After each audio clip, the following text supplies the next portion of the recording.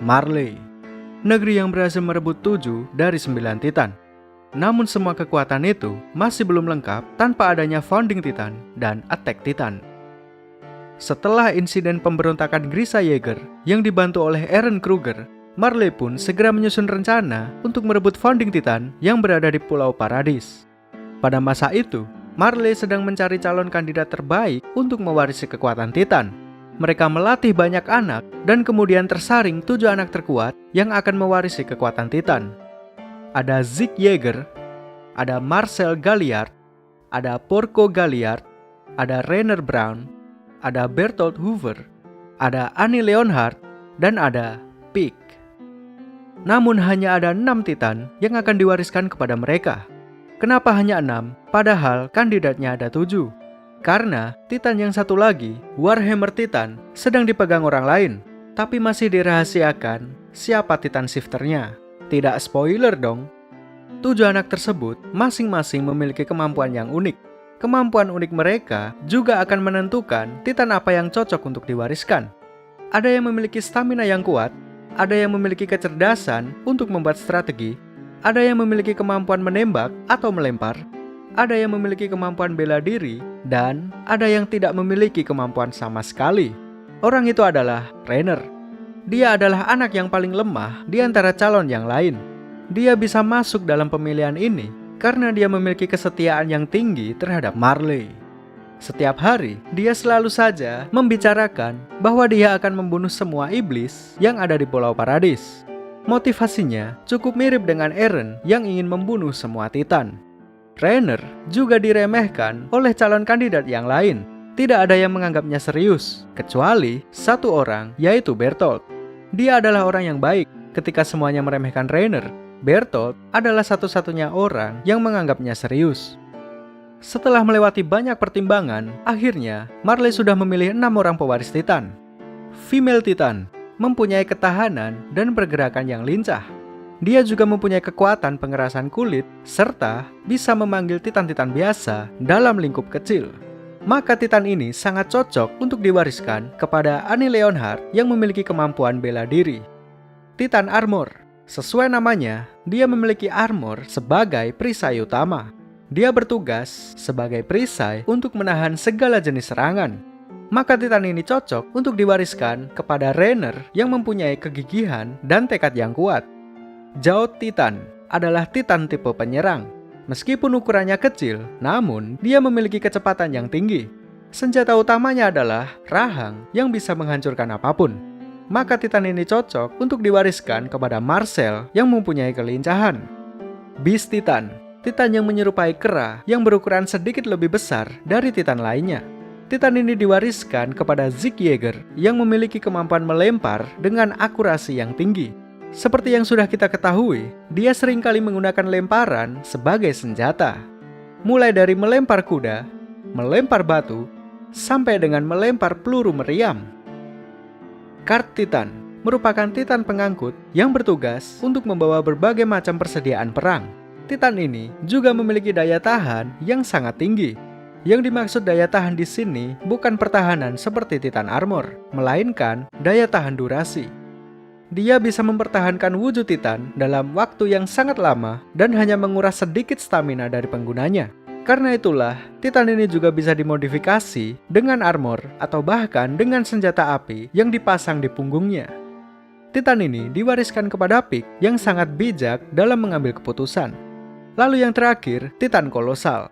Titan ini dijuluki sebagai Dewa Penghancur.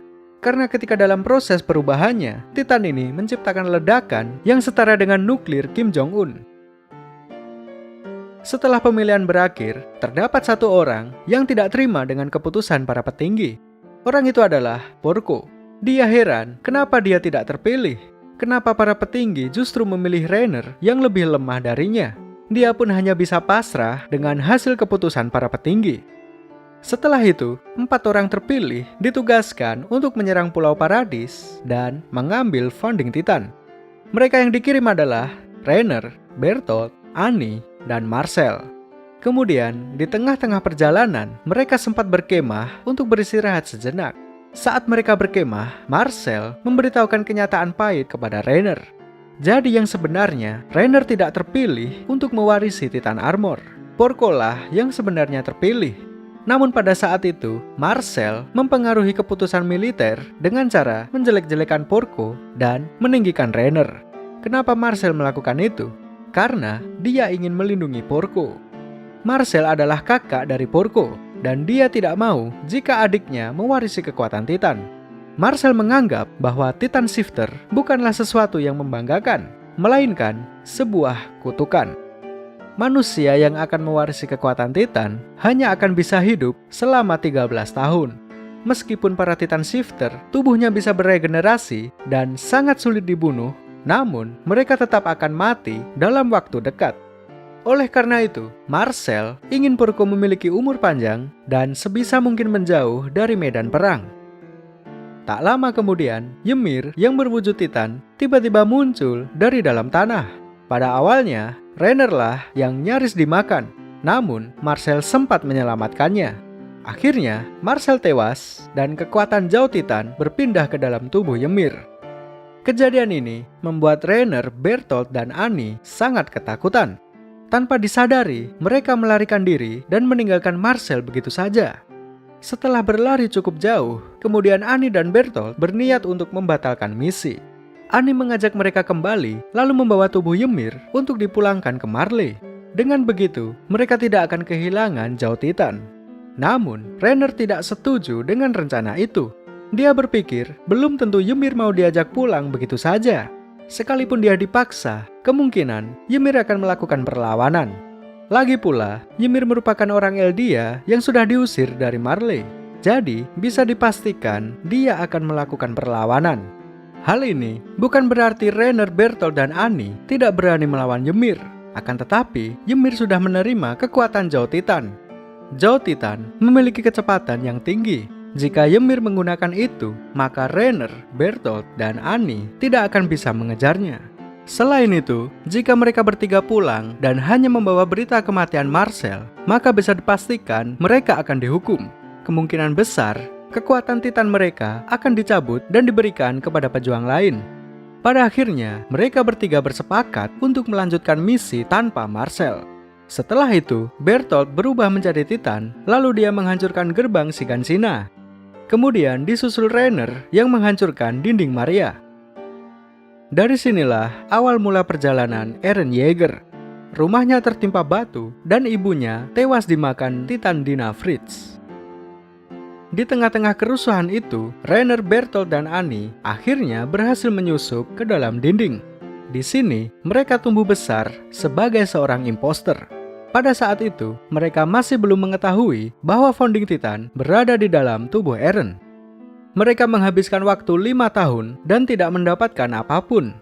Lalu mereka memutuskan untuk menghancurkan dinding Rose dengan tujuan untuk memancing pemilik Founding Titan supaya keluar dari persembunyiannya.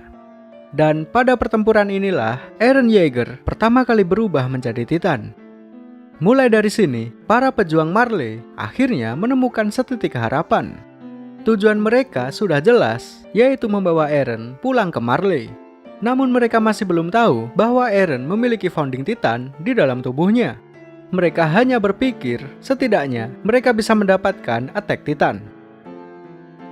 Setelah itu, terjadilah rangkaian peristiwa mulai dari pertempuran di hutan, pertempuran distrik Stohes, sampai dengan pertempuran dinding Maria yang melibatkan Zeke Yeager dan juga Pieck.